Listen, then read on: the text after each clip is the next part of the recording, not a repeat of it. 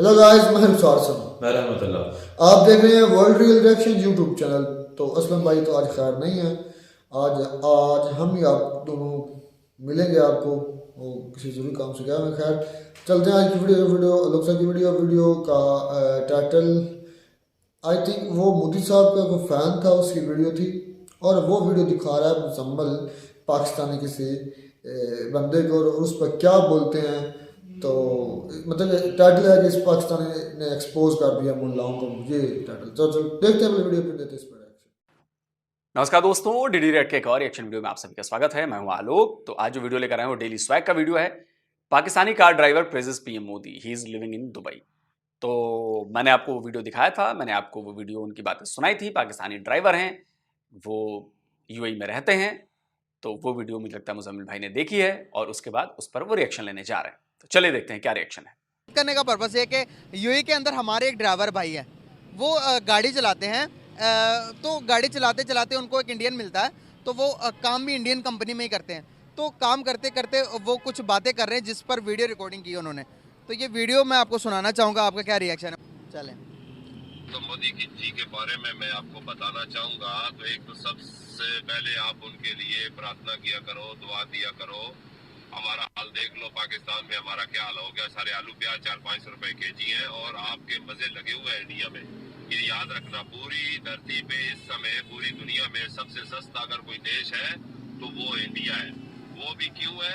वो मोदी जी के लिए आप दुआ किया करो। मलंग आदमी आपको मिल गया ना, जिसको पैसे की हसरत ना किसी चीज की हसरत। एक बूढ़ी माँ थी, वो भी मर गई, ठीक है। अभी उसका कौन है? आप लोग ही हो। वो आपको ही परिवार समझता अपने मुल्क को। तो देखो, यूनाइटेड अरब अमारात में पहले एग्रीमेंट था, तो अभी G20 भी गया तो पूरा अरब उन्होंने मानो कि अपने साथ अटैच कर लिया। जो ट्रेन आपको जैसे कि बताई है कि वो ट्रेन है, मतलब ये बता रहे हैं कि एक ट्रेन चलेगी जो कि मिडिल ईस्ट से इंडिया को जोड़ेगी, दिल्ली तक जोड़ेगी, और वो ट्रेन अंडर वाटर ग्राउंड चलेगी, अंडर वाटर चलेगी। वो क्या कहना चाहेंगे? क्या ये इनकी बातों से आप एग्री करते हैं? देखें, इंडिया बड़ी रैपिड तरक्की कर रहा है, ठीक है। और पूरी दुनिया में इंडिया की जो इकॉनमी है, इंडिया का जो स्टूडेंट है, इंडिया की जो बिज़नेस कम्युनिटी है, उन्होंने अपना नाम पैदा किया है, ठीक है। अभी आपने देखे पीछे इंडिया के अंदर एक कॉन्फ्रेंस हुई है, गालबन G20 कॉन्फ्रेंस हुई है। उसके अंदर दुनिया के अमीर तरीन कंट्रीज़ आए हैं, ठीक है। और वज़ीर आज़म आए हैं, डेफिनेटली आए हैं, ठीक है। और ये इंडिया के लिए तो एक माइलस्टोन की हैसियत रखता है, ठीक है। इंडिया आने वाले वक्तों में आप देखिएगा कि दुनिया की उभरती हुई एक पावर बन के उभरेगा, इकॉनमी के हवाले से भी, एजुकेशन के हवाले से भी, टेक्नोलॉजी के हवाले से भी। तो अब हम पाकिस्तानी हैं, तो हम पाकिस्तानी कंपेयर करें तो हम शर्मिंदा हैं बहुत ज़्यादा, ठीक है। उसकी वजह यह है, वजह भी मैं आपको बता देता हूँ। क्योंकि मैं मेरी मास्टर्स एजुकेशन है पॉलिटिकल साइंस में, मैंने इंटरनेशनल रिलेशन में भी। आपकी ज़ुबान से पता चल रहा है जैसे से एक एजुकेटेड बंदा जब बोलता है तो और वो फैक्ट्स के ऊपर बात करता है। और इससे पहले जब मैंने ये वीडियो एक बुजुर्ग को दिखाई तो वो कहने लगा लानत भेजो। अच्छा, मेरी बात सुने ना, मैं let me carry on. Pakistan का जो सबसे बड़ा मसला है ना, मैं आपको बताऊं, पाकिस्तान के 2-3 जो मेजर जो इश्यूज़ हैं, उसके अंदर एक सबसे पहले आ जाता है रिलीजियस एक्सट्रीमिज़म। रिलीजियस एक्सट्रीमिज़म जो है ना, वो उसका मतलब है कि मुआशरा जो है ना, ये मुल्लाज़दा मुआशरा है। ये मुल्लाज़दा मुआशरा है ना, ये आपको कभी भी इंडिया के साथ रिलेशन नहीं बनाने देगा। ये इंडिया को, ये उनको जितने भी वेस्टर्न वर्ल्ड है, जितने भी अमेरिका है, उनको अपना दुश्मन समझता बचपन से। हमने 70 सालों में एक ही चीज़ देखी है जी, वो युद्धों निसारा आपके दुश्मन है, ठीक है। अब आप यहाँ से अंदाज़ा लगा लें कि सऊदीया के ताल्लुकात हैं इसराइल के साथ, टर्की के ताल्लुकात हैं इसराइल के साथ, यूएई के ताल्लुकात हैं इसराइल के साथ, पूरा मिडिल ईस्ट क्या उनके सारे। और हम इसी मज़हब की कैद में बैठे हुए हैं, हमें बाहर निकलने नहीं दिया जा रहा। और ये भी हमें बाउंड नहीं करता सर। मज़हब तो कहता है कि पूरी दुनिया के साथ आप ट्रेड करो। दीन तो ये कहता है पूरी दुनिया के साथ ट्रेड करो, चाहे जो भी कास्ट है, जो भी रिलेशन, उनका रिलीजन है, डजंट मैटर, इसकी परवाह नहीं करनी चाहिए, ठीक है। ये करनी चाहिए। लेकिन यहाँ पर जो मज़हब की कैद है ना, इसने मुसलमानों को जो है ना एक घर के अंदर बंद कर दिया है। इनको बाहर निकलने की इजाज़त ही नहीं है। आप यहाँ से अंदाज़ा लगा लें कि इस हद तक हम डरे हुए हैं, इतने डरपोक हैं। हमारे रूलर्स भी जो है ना, वो इतने ज़्यादा हो चुके हैं, रूलर हमारे इतने ज़्यादा फ्रस्ट्रेटेड हैं, इतने ज़्यादा खौफज़दा हैं कि वो मुल्लाओं की इजाज़त के बगैर एक कदम नहीं बढ़ा सकते। जबकि इंडिया, फिर उसके बाद यूएई, टर्की, सऊदी अरब, वो इन चीज़ों से कैसे बाहर निकल के, मुल्लाओं की कैसे निकल के दुनिया में उन्होंने नाम बनाया। पाकिस्तान आज भी थर्ड वर्ल्ड नहीं है, ये फोर्थ वर्ल्ड कंट्री है पाकिस्तान। और उसकी सबसे बड़ी रीज़न है यहाँ पर मुल्ला ज़्यादा मुआशरा है। ये आपको कभी भी तरक्की नहीं करने देंगे। पाकिस्तान तरक्की उस दिन करेगा जिस दिन मुल्लाओं से निजात हासिल करेंगे। जब तक मुल्लाओं का इस मुल्क में चौतराहट है, उनकी बदमाशी है, ये आपको दुनिया में कभी भी कामयाब नहीं होने देंगे। सही, बिल्कुल सही हो गया। मैं सर एग्री भी करता हूँ कई बातों से आपकी। सर क्या वजूहत देखते हैं आप? दूसरी तरफ यहाँ पर हम इंडिया की बात सुनते, नरेंद्र मोदी की बात सुनते ही जज्बाती हो जाते हैं, हमारा खून खोलने लग पड़ता है हमारी आवाम। मैं आपको एक बात बताऊं, बात वाला क्या, इंसान वही कामयाब होता है जो कि तनकीद को बर्दाश्त करता है। जो तनकीद को बर्दाश्त नहीं ना कर सकता वो कभी भी कामयाब नहीं हो सकता। आपके अंदर ये सलाहियत होनी चाहिए कि आप तल्ख बातों को कड़वी बातों कहते हैं, reality is bitter and uncomfortable. हकीकत जो होती है बड़ी तल्ख होती है, इसको हजम करना किसी किसी के बस की बात है। हमारा जो आपने बात कही है ना कि लोग फ्रस्ट्रेटेड, जो गुस्से में जज्बाती आते हैं, उसकी वजह है, मैं आपको उसकी वजह बताऊं। हमारा मुआशरा तकरीबन मोर देन 75% या मोर देन 80% जो है ना वो एक्सट्रीमिज़म है। हम रिलीजियस एक्सट्रीमिस्ट सोसाइटी हैं, हम मजहबी इंतहापसंद सोसाइटी हैं कि हम लोग जो है ना, मुल्लाओं ने हमें इतनी ब्रेन वाशिंग कर दी है, इनकी इतनी ब्रेन वाशिंग कर दी है हमारी, कि हम लोग जो है ना बच्चा बच्चा चलता फिरता बरूद बन गया इस मुल्क का। कि ये वेस्टर्न वर्ल्ड को देखें, मैं आपको सबसे बड़ी एक शर्म वाली बात बताऊं, हम वेस्टर्न वर्ल्ड के हमारे मुल्ला वेस्टर्न वर्ल्ड के लिबास से नफरत करते हैं, नफरत नहीं हसद करते हैं, उनकी टेक्नोलॉजी से, उनके कल्चर से, उनकी ज़ुबान से, उनके रहन सहन से इतना हसद करते हैं, इतना हसद करते हैं कि इन्होंने ये जहर नौजवानों में भी मुंतकिल कर दिया है कि अब ये आलम आ गया कि आप किसी के सामने कहें कि योदो वेस्टर्न वर्ल्ड जिंदाबाद, तो आपके पीछे बढ़ जाएंगे, मार देंगे आपको। ये इस मुल्क को आपको मुल्लाओं से निजात दिलाए बगैर आप आगे नहीं बढ़ सकते। लेकिन मसला ये है कि हमारे जो हुक्मरान हैं, चाहे वो इमरान खान है, चाहे वो नवाज शरीफ है, चाहे वो जरदारी है या चाहे आर्मी है, वो मुल्लाओं की मर्जी के बगैर एक इंच नहीं चल सकते। इस हवाले से कि हमें वेस्टर्न वर्ल्ड के साथ रिलेशन मजबूत कैसे होने चाहिए। मुल्ला अपनी चौतराहट दिखाएंगे, ज़रा सी बात के ऊपर सड़कों पे आ जाएंगे, अपने घर को आग लगाएंगे, और दुनिया तो तमाशा देखेगी कि आप नुकसान अपना कर रहे हो, उनका कुछ नहीं बिगड़ा। वो आज भी कल भी कामयाब थे, आज भी कामयाब है, कल भी कामयाब रहेंगे। आप इसी चक्कर में लड़ के अपने आप को नुकसान पहुंचाया और कौम भी बर्बाद कर दी। पांचवी बड़ी मैशत बन गया इंडिया। चाचा ने तो धागा ही खोल दिया भाई। पाकिस्तान में रह के अंकल जी ने तो धागा खोल दिया मुल्लाओं की। और ये बात सही है, पहली बार एक ऐसा आदमी मिला है जो मुल्लाओं के खिलाफ और रेडिकलाइजेशन के खिलाफ इतनी सही बातें कर रहा है वो। और ये हकीकत है, हकीकत आपको माननी पड़ेगी पाकिस्तान के लोगों। ये एक पाकिस्तानी कह रहा है कि 80% से ज्यादा लोगों के दिमाग जो है वो रेडिकलाइज्ड हो चुके हैं।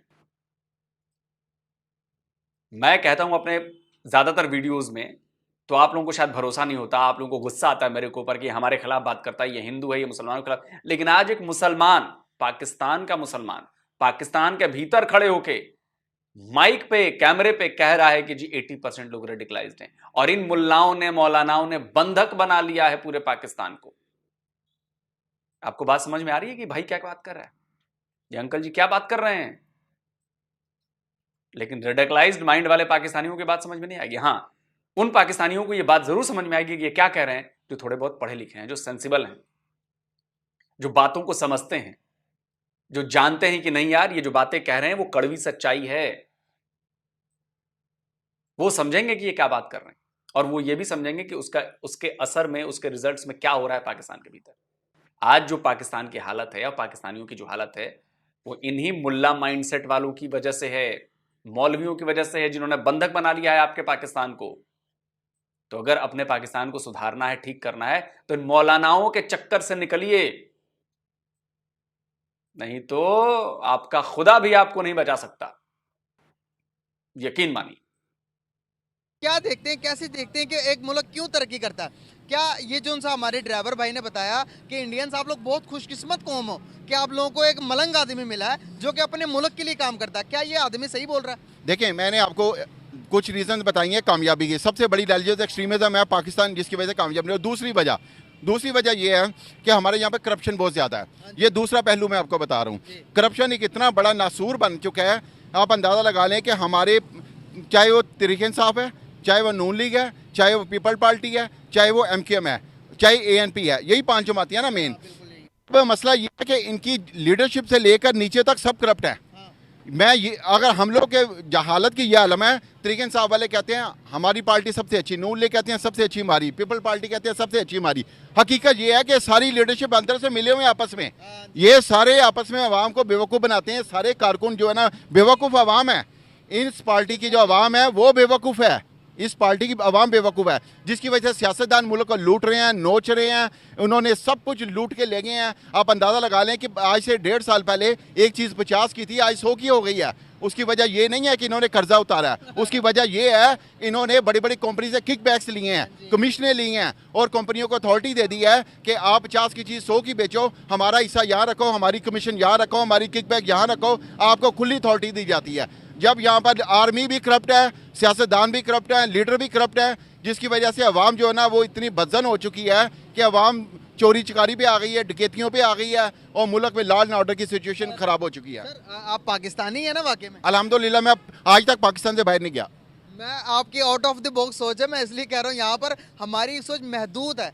हम समझते हैं कि हम सबसे सुपर पावर, हम एटम बम बनाने की वजह से पाकिस्तान सुपर पावर बन गया, जो कि एक गलत सोच है। जो हम समझते हैं कि हमसे बेहतर कोई है ही नहीं। देखिए हम सबसे पहले बात करते हैं, मेरे भी दिमाग में ये बात आई थी कि भाई ये बंदा कहीं बाहर का रहने वाला तो नहीं है, इसके पास जो पासपोर्ट है वो कहीं बाहर का नहीं है।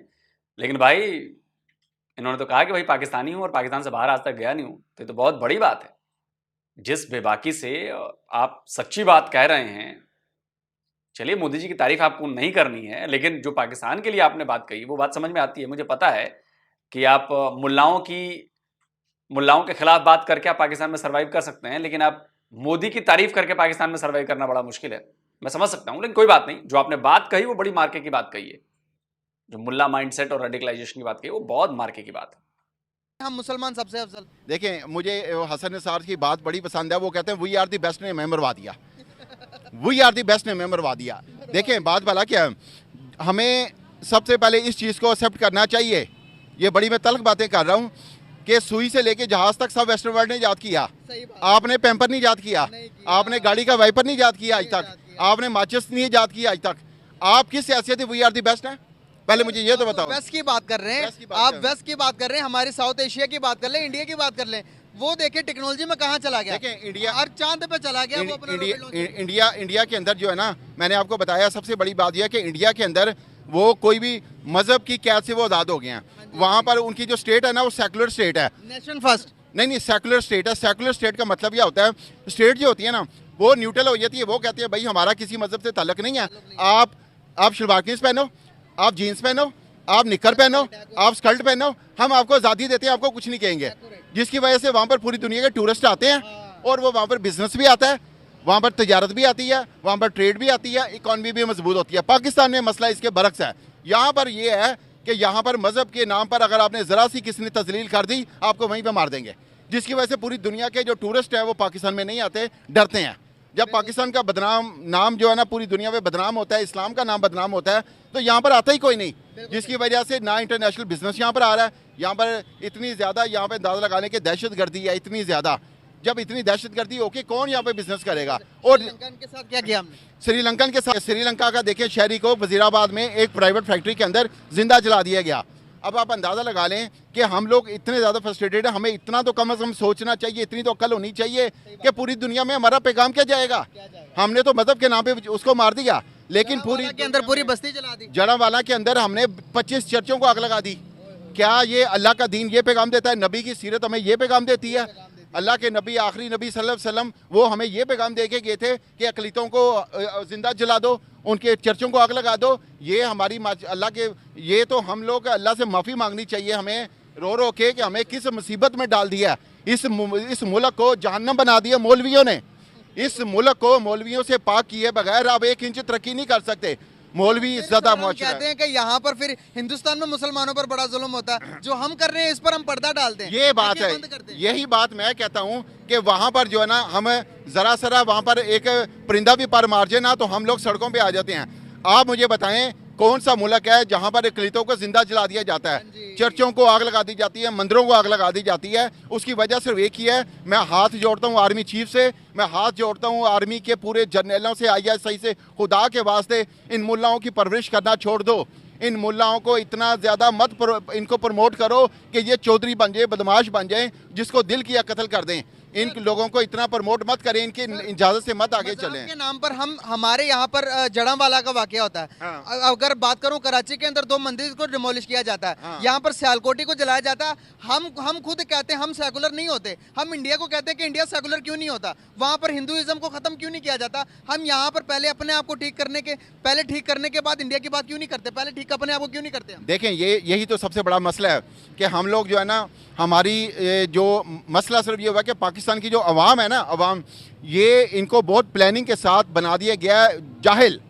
इनको इतनी ज़बरदस्त प्लानिंग के साथ जाहिल बनाया गया है कि अब ये आप जो मर्जी कर लें, अब ये बरूद बन चुकी है अवाम, अब ये चलता फिरता बरूद बन चुकी है। ये मज़हब के नाम के ऊपर अवाम की इनकी इतनी ब्रेन वाशिंग, और ये बड़ी प्लानिंग के साथ ब्रेन वाशिंग की गई है।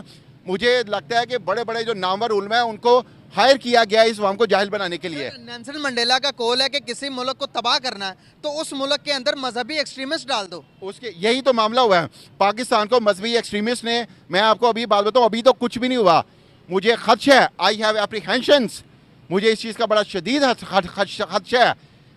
वो वक़्त दूर नहीं है जब मुल्लाओं ने एक ऐसी मज़ीद अभी हरकत होगी, खुदा ना से ऐसी हरकत हुई, पूरी दुनिया ने मुसलमानों को वेस्टर्न वर्ल्ड से निकाल देना है, इनको निकाल देना है वहाँ से। अगर ये अपनी हरकतों से बाज ना आए, इनको उन्होंने वहाँ से निकाल देना है। इनकी वेस्टर्न वर्ल्ड में दाखिले पर भी पाबंदी लगा दी जाएगी।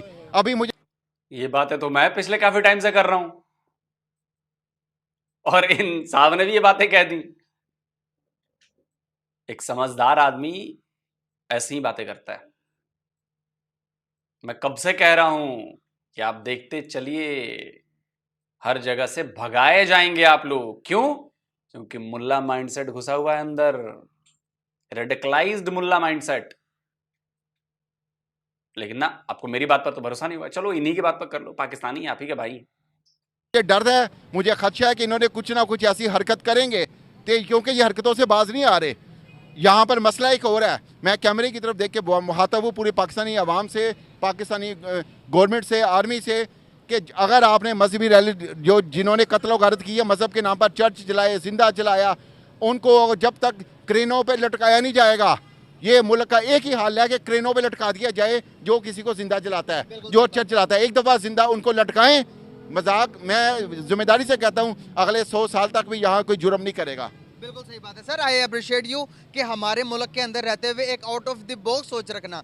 इस तरह की सोच गाइस अगर हमारे मुल्क के अंदर पूरे के एक एक बच्चे को दी जाएगी, एजुकेशन दी जाएगी, तो हम भी आज इंडिया बन जाएंगे। हम भी आज दुनिया के वेस्टर्न यूनियन जैसे वेस्टर्न कंट्रीज हैं उस तरह बन सकते हैं या नहीं बन सकते। आज जिस तरह से दुनिया तरक्की कर रही है उसके पीछे की क्या राज है? एजुकेशन है या फिर हमारे ये जो सा मौजूदा तालीमी निज़ाम है ये पढ़ के हम तरक्की करेंगे?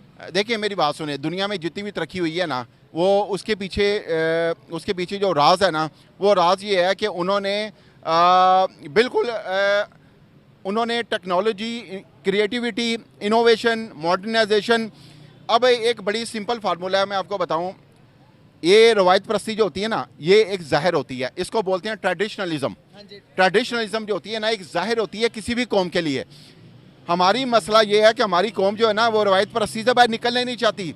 हम लोग जदीदियत, जिसे मॉडर्नाइजेशन बोलते हैं, उसकी तरफ जाना ही नहीं चाहते। हम यहाँ पर साइंस को छोड़कर जहाद के पीछे जा रहे हैं। हाँ। क्या विदाउट साइंस के जहाद हो सकता है इस टाइम के? देखिए मेरी बात सुने, जहाद की जो टर्म है ना, वो हर वक्त के हिसाब से अच्छी लगती है, ठीक है। अब जहाज जो है वो टेक्नोलॉजी में आ गया, उस जहाज को छोड़ें, अब आ गया वो क्या कहते हैं, वो जो इंटरनेट के ऊपर जो सोशल मीडिया के जरिए जो जहाज हो रहा है, सोशल हो रही है, ठीक है। उसको क्या नाम दे रहे हैं मुझे याद नहीं आ रहा, एक बड़ी ख़ास टर्म यूज़ की जाती है उसके लिए, ठीक है।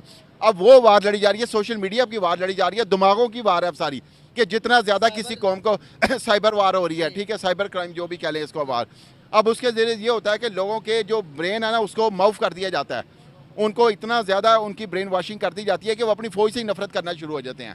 तो अनफॉर्चुनेटली पाकिस्तानी जो अवाम है ना, उनके अंदर इतनी ज़्यादा नफरत आ चुकी है अपने इदारों के बारे में, अपनी आर्मी के बारे में। लेकिन इसकी ज़िम्मेदार आर्मी, बहुत ज़्यादा आर्मी भी है जो करप्ट सियासतदानों को हुकूमत में लेकर आते हैं, वो लूटमार करते हैं, और अवाम सियासतदानों को गाली नहीं निकालती, अवाम अपनी आर्मी को गाली निकालती है, और यही हमारा दुश्मन चाहता था और वो कामयाब हो गया। बिल्कुल सही हो गया सर। लास्ट में कोई मैसेज देना चाहेंगे हमारे व्यूवर्स को? जिस तरह से हमारे एक ड्राइवर ने उधर यूएई के अंदर जाकर जिस तरह से नरेंद्र मोदी की तारीफ की है, क्या हमारा दिल नहीं करता कि हमारे पास भी कोई एक ऐसा लीडर हो, पूरी दुनिया हमारे लीडर की भी तारीफ करे?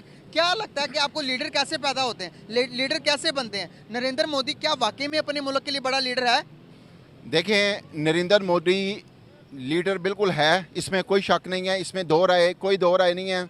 नरेंद्र मोदी की सबसे बड़ी खुसूसियत आपको मैं बताऊं, अभी पिछले दिनों एक वीडियो चल रही थी, वो बता रहा था तोशा खाना से मैंने जितने भी गिफ्ट लिए, मैंने सारे के सारे जो है ना वो उसको बेच के गरीबों की मदद की।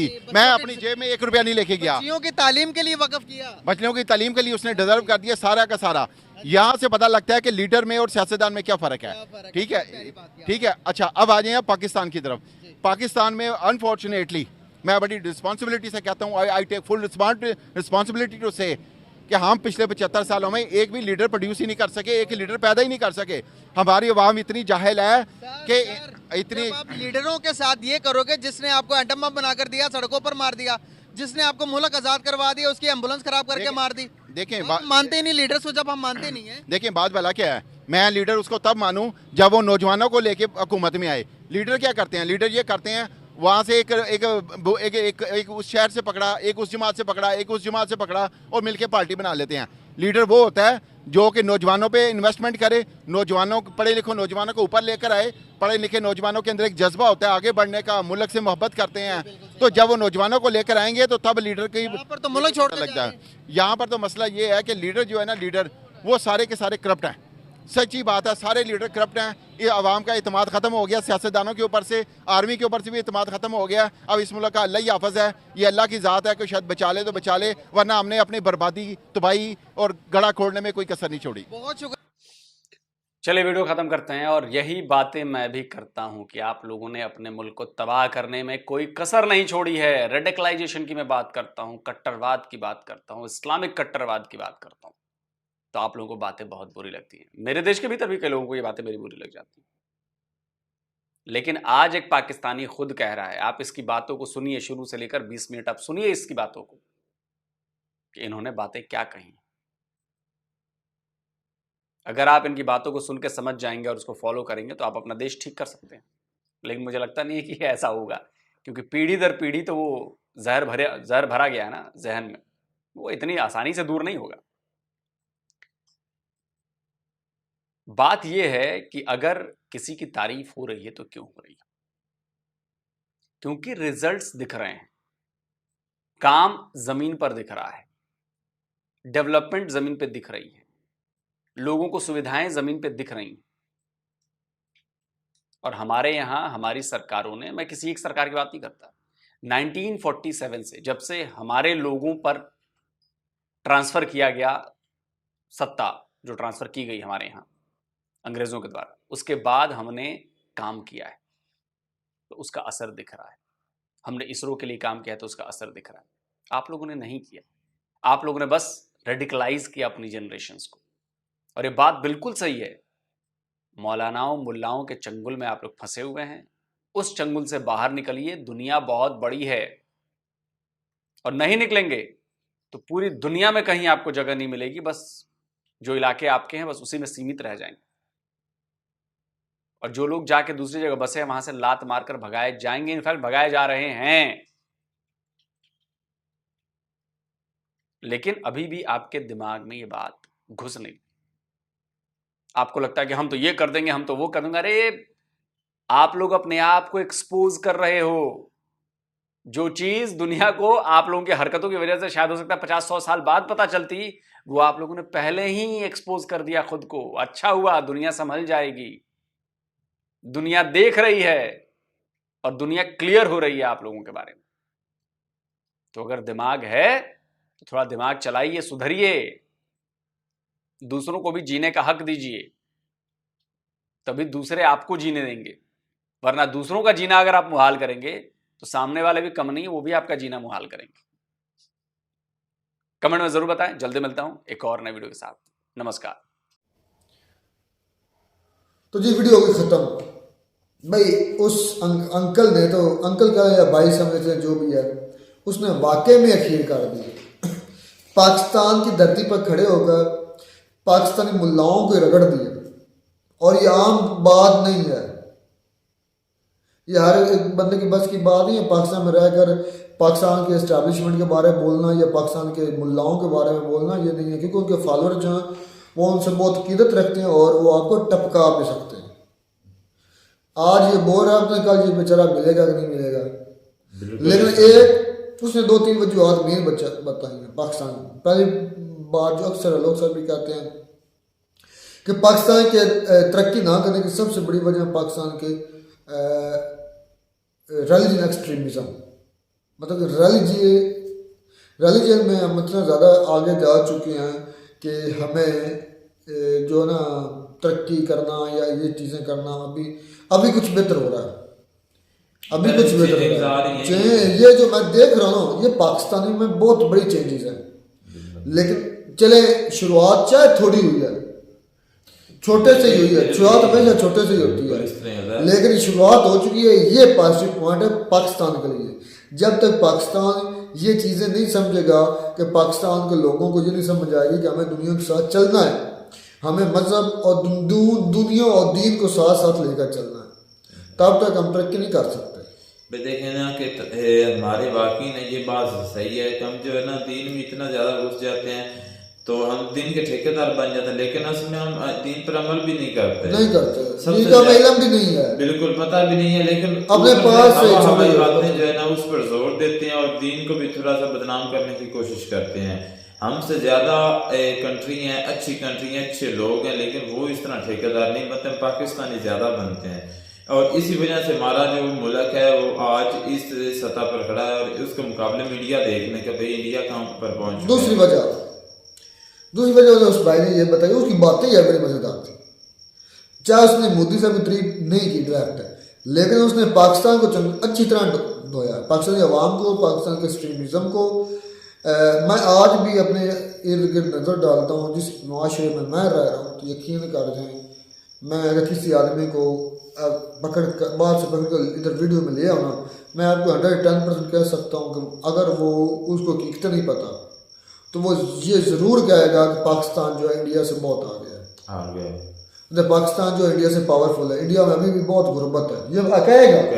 मैं गारंटी किससे कहता हूँ, अभी से किसी को पकड़ के मैं ले आऊँ ना इस वीडियो में बिठा दूँ, मैं आपको दावे से कहता हूँ अगर उसको नहीं पता हकीकतों का तो वो ज़रूर कहेगा कि इंडिया के अंदर तो भाई गुर्बत ही बहुत है, हमसे ज़्यादा गरीब है, पता नहीं ना होगा। इस तरह हमारी भी इस वजह से भी हम तकलीफ कर रहे हैं क्योंकि हम अपने अंदर इतने एक्सट्रीमिस्ट, ये भी एक्सट्रीमिज्म है कि भाई हम सुपर पावर हैं, हमारे पास एटम है, हमारा जो है F-16 एटमी पावर है, हमारे पास F-16 है, हमारे पास शहीद 3 है, हमारे पास गौरी है, हमारे पास अबाबील है, हमारे पास बाबुर है, हमारे पास नसर है, ये चीज़ें मतलब जो हमारे हैंडलर्स ने हमें बताई हुई हैं, वो हमारे अंदर स्केच हैं, हमारे लोगों के अंदर सादा लोग जो है, और वो ये कहते हैं भाई हम तो बहुत ही ताकतवर हैं। वो यहाँ तक कि हमारे गांव के कुछ बाबे बुजुर्ग ये कहते हैं कि हम तो जो इंडिया तो क्या चीज़ ही कोई पाकिस्तान के आगे अमेरिका को भी धूल चटा सकते हैं, यहाँ तक कहते हैं, लेकिन उनको बेचारों को क्या पता कि पाकिस्तान क्या है, इंडिया क्या है। उनको ये वीडियो देखें, ये इधर बैठे हमारे साथ, उनको पता चले ना भाई। कभी मेरा मन करता है रहमतुल्लाह कि यार इन बाबों को भी लाऊं वीडियो में, लेकिन मसला ये कि वो मानते नहीं है। दूसरी बात ये कि वो पंजाबी बोलते हैं, पंजाबी लोगों को समझ नहीं आनी। हाँ ये भी मसला नहीं, लेकिन ये इतनी भी नहीं है, तो थोड़ा बहुत मैनेज तो कर लेंगे कि समझ आ जाए ये नहीं क्यों। लेकिन ये देखें कि हमारे यहाँ पर वाकई यार मेरी खुद की अपनी मिसाल है, मैंने किसी की क्या करना है, तुम्हारे घर के यार क्या करें पता ही नहीं है कुछ किसी बात का, तो फिर दूसरे के बारे में अलहमदुलिल्लाह के भी वालिद साहब देसी से बंदे हैं, देसी बिल्कुल पंजाब के लोग आपको पता ही है इस तरह स्ट्रेट फॉरवर्ड से होते हैं, जो उनको जो समझा देता है बस ये सही कह रहा है, बस ये ठीक है, सर्च करनी कुछ नहीं। और एक्सट्रीमिज्म ये कह रहे हैं कि हम तो इंडिया, हमारे पास ऐसे ऐसे मिसाइल है, ऐसे ऐसे आइटम बम है, हम इंडिया तुम्हारे सामने चीज़ ही को नहीं, हम अमेरिका को भी उड़ा देंगे, यकीन करेंगे कहते हैं। मैं कि ये बातें सुनाऊंगा कभी आपको पंजाबी में तो आप हंस हंस का आपके पेट में दर्द शुरू हो जाए, जो इतनी मारते हैं। इल्म की बात है ना भाई, इल्म आने वहाँ पर है। लेकिन उस अंकल ने, उस भाई ने बड़ी मजेदार बात की, उसने ये कहा कि आपने आज तक पाकिस्तान को रैपर भी नहीं अपना बनाया भाई। जब रहमतुल्लाह कोई कंट्री तरक्की करता है तो उसकी सबसे बड़ी रीजन है कि वो अपनी चीजें बनाता है। यार आप क्या देते हैं दुनिया को, ये सोचें पहले। आप गंदम देते थे, कभी आप गंदम के एक्सपोर्टर हुआ करते, आज इंपोर्टर हैं। बिल्कुल। आज आपको इंपोर्ट करनी पड़ती है। आज अगर बचता पाकिस्तान के जरिए मुल्क पाकिस्तान के पास ज़राअत बचती थी, वो अब ज़राअत की चीज़ें दुनिया से एक्सपोर्ट कर रहे हैं और इंपोर्ट कर रहे हैं, सॉरी। तो फिर हमारे पल्ले बचा क्या? कुछ भी नहीं है। मतलब कि एक मैं मिसाल देता हूँ कि एक चीज़ है ऑक्सीजन है, मैं हम नहीं है, हमें ऑक्सीजन की जरूरत है, हमारी ऑक्सीजन बंद कर दी जाए तो हम कैसे बच सकते हैं? नहीं बच सकते। इस तरह पाकिस्तान एक जरिए मुल्क है। आई थिंक 60%, 50 से 60 या 70% हमारा निज़ाम ज़राअत पर था, लेकिन हमारी ज़राअत ख़त्म कर दी गई है। हम रैपर तक नहीं बनाते, हम सुई तक हमारी दुनिया से लेते हैं, स्पेशली चाइना से, इतने हम डिपेंडेंट हैं। यार क्या हमारे वाकई ना यार कोई थोड़ा सा भी हमारे हैंडलर्स को ख्याल नहीं है। मैं कहता हूँ कि कोई अपनी कंट्री के बारे में उनको एक छोटा मतलब कोई पता है, उनको जरे के बराबर भी होता नहीं यार, बंदे में शर्म होती है यार, इस मुल्क को खा तो रहा हूँ, लेकिन इसको थोड़ा सा संभाल के चलूँ कि इस कंट्री के बारे में भी कोई सोचूं। लेकिन ये कहते हैं कि जितना ये एक ना लूटने वाली दुकान है, जितना मर्जी से लूट लो और बाहर निकल जाए बस। ऐसे ही है। तो इंडिया के बरअक्स इंडिया उलट है भाई, वो तो उसकी बात वो मैं तो कहता डॉक्टर से सही बातें सुनते हो आप? कंपैरिजन ही नहीं करना चाहिए। हाँ, ये भी सही बात आप कहें कि इंडिया और पाकिस्तान का कंपैरिजन करना भी इंडिया के तो ही ना, हकीकत में बात करो, मैं बढ़ा चढ़ा कर नहीं कह रहा। इंडिया 5वीं इकॉनमी है। मैं आज यहाँ कहाँ बैठा था, किसके पास बैठा, कोई अंकल थे किसके पास शायद में बैठा, तो उसको जब मैंने बताया कि इंडिया दुनिया की 5वीं बड़ी ताकत, नहीं मेरा साथ दोस्त था, उसको मैं बता रहा, वो सोशल मीडिया से इतना टच नहीं है, तो वो मानता भी नहीं इन चीज़ों को, तो वो हैरान हो रहा था। नहीं यार, वो कहता नहीं यार ऐसा नहीं है, झूठ बोलती है, आप मीडिया दिखाता है, आप जो मीडिया देखती है वो आप बोलना शुरू। मैंने उसको कहा फिर ठीक है, तुम मेरे साथ चैलेंज कर लो, तो लेकिन खैर टाइम नहीं था। लेकिन बात मैंने जो की है ना वही है कि आज मैं किसी को कोई बात से पकड़ कर ले आऊँ जो टच नहीं है या जिसने ये चीज़ें नहीं देखी, वो 10% पाकिस्तान इंडिया से आ गया, जो जिसकी वजह से हम पीछे हैं कि पाकिस्तान इंडिया से बहुत आगे, इंडिया में बहुत गुर्बत है, इंडिया के अंदर टॉयलेट्स नहीं है, इंडिया के अंदर पाकिस्तान से ज़्यादा 20, 30, 40 रुपये को ज़्यादा गरीब है। आज भी ये कहते हैं, ये इस वजह से हम पीछे। वो 2 रीज़न 3 जो बताए थे उसको मैं एक्सप्लेन कर रहा हूँ, और मैं अपनी ज़िंदगी में एक्सपीरियंस आज भी मैं एक्सपीरियंस कर चुका हूँ, आज के दिन भी। खैर मज़ेदार थी वीडियो, मिलते नई वीडियो बनाने के साथ, अब तक दीजिए इजाज़त, अल्लाह हाफ़िज़।